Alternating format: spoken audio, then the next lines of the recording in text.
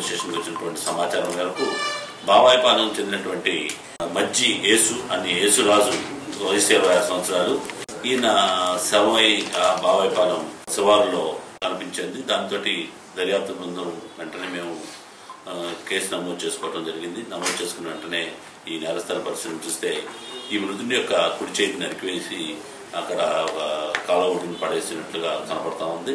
దీని మీద దర్యాప్తు చేస్తే ఇతను ఏ విధంగా ఏంటి అనేది ఈ మృతుడు అదే గ్రామానికి చెందినవాడు అవడంతో ఈ దర్యాప్తులో భాగంగా మనం క్లూస్ టీమ్స్ తెప్పించడం, అదేవిధంగా డాగ్ స్క్వాడ్ని తెప్పించడం, ఇవన్నిటి ద్వారా కూడా మరియు టెక్నికల్ అనాలిసిస్ చేసుకున్న తర్వాత ఇది తెలిసింది ఏంటంటే ఇదే గ్రామానికి చెందినటువంటి తన మృతుడి ఇంటి పక్కన ఈ పిల్లి యేసు అను మరియు పిల్లి అన్నవరం, ఈ పిల్లి యేసు భార్య ఇతనితో మాట్లాడుతుందని అనుమానం పెంచుకున్నాడు. తర్వాత ఆ అమ్మాయి డెలివరీకి తన ఊరు వెళ్తే అక్కడ నుంచి ఈ తర్వాత ఇతను ఇంకా గతంలో కూడా ఈ అమ్మాయికి తనకి ఏదో ఇల్లీగల్ కాంటాక్ట్ ఉందని గ్రామంలో కూడా పెట్టడం జరిగింది. ఈ గ్రామంలో పెట్టిన తర్వాత వాళ్ళందరూ కూడా సర్ది చెప్పారు, ఇదంతా కరెక్ట్ కాదు, నువ్వు అనుమానం పడొద్దని చెప్పినప్పుడు కూడా ఇతను అనుమానం పోకుండా అతను మెసేజ్లు పెడుతున్నాడు నా భార్యకి అనేసి ఇతను తెలివిగా తన భార్య యొక్క ఫోన్ని డెలివరీకి వెళ్ళినప్పుడు తన దగ్గర పెట్టుకొని ఏదో రకంగా ఈ మృతుడిని ఎలాగైనా చంపాలని నిర్ణయించుకొని తండ్రికి చెప్తాడు.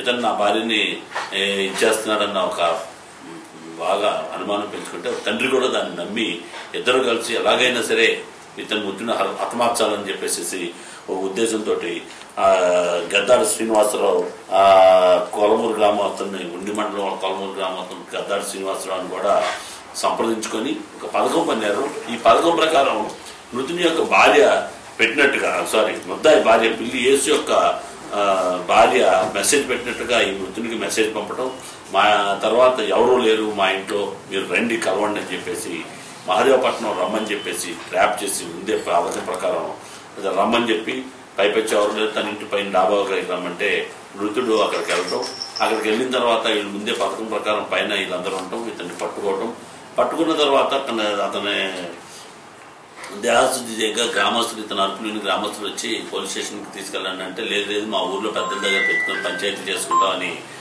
నిర్ణయించుకొని ఇతను జాగ్రత్తగా ఈ ముగ్గురు కలిసి బండి ఎక్కించుకొని తీసుకొని వచ్చి గీత కత్తి కమ్మ కత్తి ఉంటుంది పెద్దది, ఆ కత్తిని తీసుకొని ముందే సిద్ధం చేసుకుని వీడిని ఎలాగైనా ఆత్మహత్యాలనే ఒక ఉద్దేశంతో ఇతను తీసుకొచ్చి ఈ బావాయిపాలెం శివారులో ఇతన్ని కుడి చేయిని నరికి పడేశారు. టోటల్ గా పార్ట్ విడదీసేసి దూరంగా పడేసేసి ఇతను తీసుకొచ్చి ఊర్చివర పడేసి వెళ్ళిపోయారు.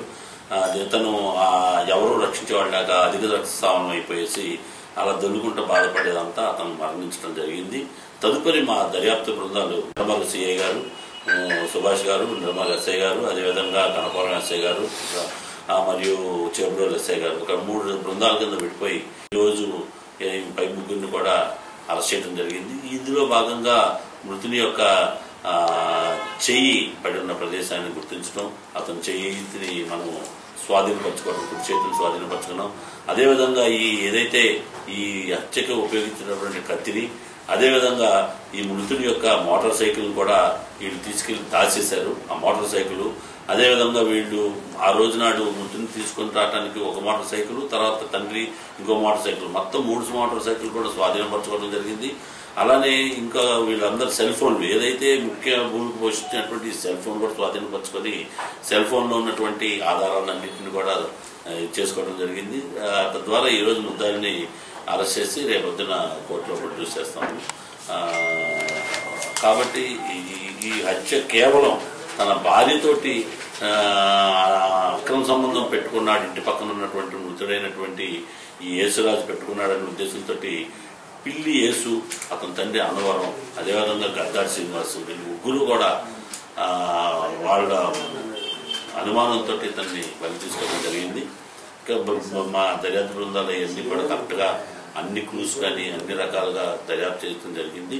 ఆ దర్యాప్తు భాగంగా మా టీం అందరూ కూడా అభినందిస్తున్నాం. వీళ్ళందరూ అరెస్ట్ చేయడం, ఆ కత్తిని ముఖ్యంగా ఆ మృతుడి యొక్క చెయ్యి స్వాధీనం చేసుకోవడం, మృతుడి అతను చెయ్యి పైనటువంటి కొన్ని